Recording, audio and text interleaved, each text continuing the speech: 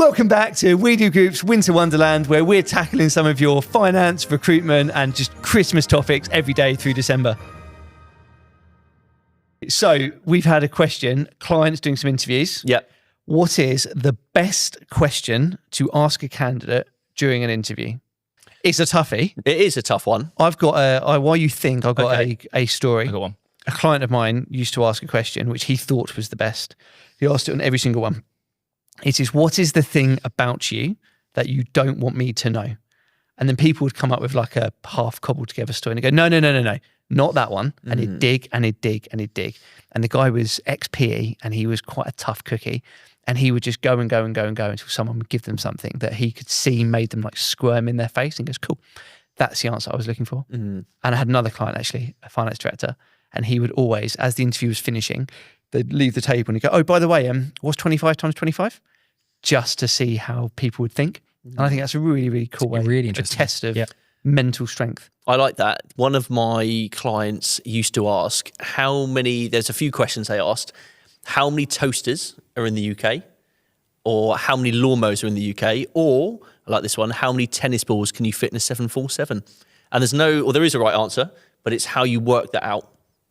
And I think that's quite clever because it shows there's no, here's the number right off the top of my head. It's what's the methodology behind it?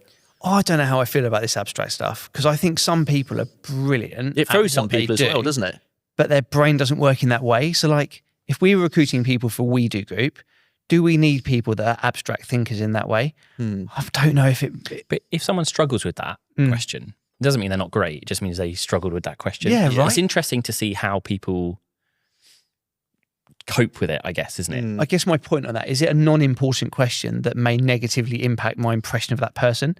So if you just don't ask it, then you can just help more people out and getting through the process. Yeah. You might get a humorous answer. Yeah. Which is great. It's not the technical answer, but it just shows they've engaged or they've coped with it or they buy themselves time to come up with the answer. Yeah. I had a friend who when we were between uni, he went for a job as an actuary. And they asked him how many stones were on Brighton Beach. And he gave a really technical answer that factored in like slope of sand and size of rock and whatever. And then they were like scribbling it down and there was a pause, all actuaries. And he just went, I could count them. And like, that's why he thinks he got the job, because it showed sense of humour. When clients are interviewing, what they can do is focus on, is this candidate good enough for my company? So they can ask really challenging questions to maybe try and catch a candidate out, see how they cope under pressure. The best question to ask is, in my opinion, this. When we hire in our organisation, the most important thing is about hiring the person, the human, because our culture is really important to us. Tell me about you. And it's open-ended.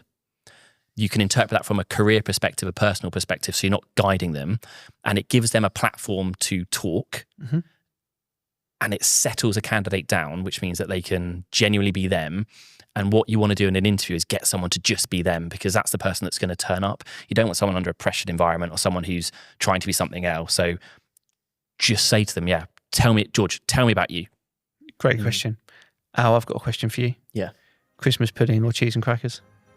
Cheese and crackers all day. But only if you have like a sweet chili jam or chutney. Otherwise, Christmas pudding. Good addition. As always, thank you guys so much for watching, and we'll see you tomorrow for some more Christmas fun. Will there be cheese and crackers? Christmas podcast.